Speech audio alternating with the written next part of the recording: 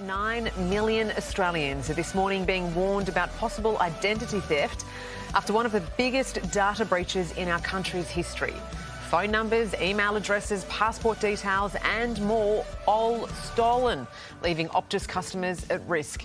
Well, for more, we're joined by ALP President Wayne Swan in Brisbane and from Triple N, Gus Worland, who's here with me. Good to see you both. Wayne, I want to start with you first because this is shocking. The attack was discovered on Wednesday, but not reported until yesterday. Surely that's not good enough. Well, I don't think it is good enough, but it's a reminder of how vulnerable corporate Australia is to cyber attack. I received a briefing on this only this week, actually, and I was shocked by what I heard. So corporate Australia is extremely vulnerable and they'll need to get better at dealing with those vulnerabilities, but it's a reminder to all of us individually what we need to do to avoid cyber attack as well. Very strong passwords is a good start, not replying to unsolicited texts and emails and so on. We've all got a role to play, but corporate Australia is going to have to lift its game pretty rapidly here. Yeah, that's true. But the problem, I guess, with these kinds of data breaches is that essentially you have to hand over all your details to do anything these days, in this day and age. Even just to get an email, you've got to give all these details. So there's, a certain duty of care that they need to be responsible for, Gus, don't you agree? Absolutely. And the fact that we didn't get... I'm an Optus customer. I still haven't been given anything, which probably sort of shows me perhaps I wasn't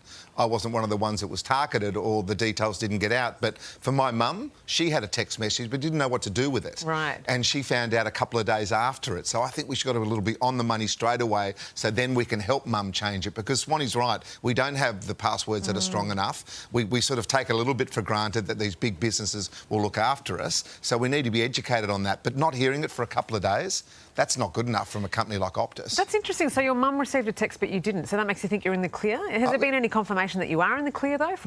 No confirmation, but it just made me feel what I've read is that if you don't get something, you're probably OK. But now I'm going to look after mum. But she thinks, well, what's happened over the last couple of days to her details?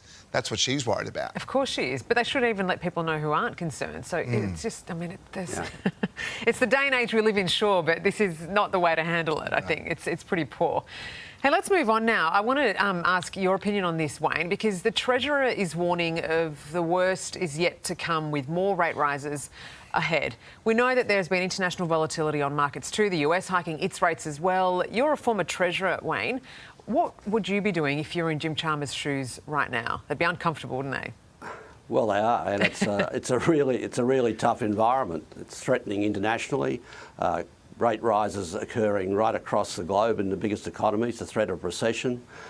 Here in Australia, we've got these underlying budget pressures that have been swept under the carpet for too long.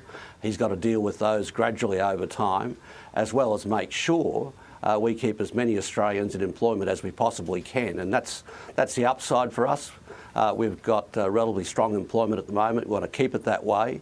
So he's got a balancing act when it comes to this budget. He's got to reduce spending in some areas over time, gradually, so it doesn't threaten the local economy.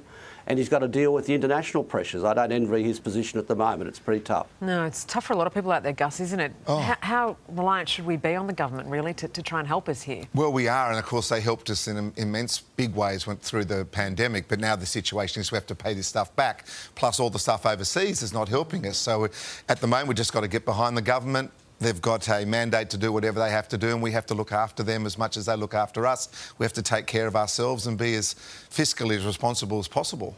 Yeah, and I guess it's about trying to curb our own spending and put measures in place to try and protect ourselves. Yeah. We've got to do a lot these days, don't we? We sure do. It's busy. It is busy.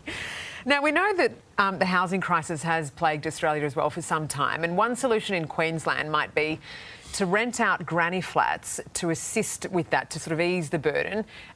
Gus, do you think people would rent a granny flat from a stranger? I think they probably would. Yeah. I think we've got a granny flat out the back we actually built for my father-in-law, who used to come over from England, no longer with us, but now we have, a young lad out there that, is part of the family now, and I love the fact that that is. And I think we should build a bit more around that old school community if we can. Not necessarily having strangers come in, but people you can throw a bone to give them some real estate in a place where they're comfortable and where they've grown up, because people at the moment can't stay in the areas where they've grown up because of the price of things. So if you can throw them a bone and give them a bed out the back, I'm all for it.